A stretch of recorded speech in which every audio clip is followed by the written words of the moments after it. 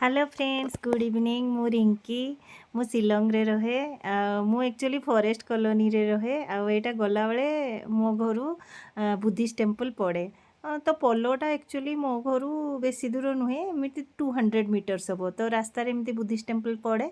आज आज गोटे किसी फेस्टिवल थिला, सेतिपई बुद्धिस्ट टेम्पल बहुत बढ़िया से सजा हेइतिला। देखंतु केते सुंदर सजा हेइची, बहुत बढ़िया लगुच।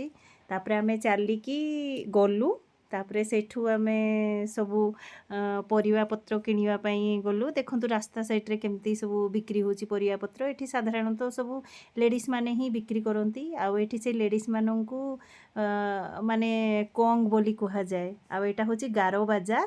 आउ देखंतु आमे एठू सबू माने सब्जी जणे दीदी बिक्री करूछंती। आमे सेठू सबू नेकी आसिलु। आ मो वीडियो आपण मानकु भल लागिले लाइक करंतु, कमेंट करंतु। जय जगन्नाथ।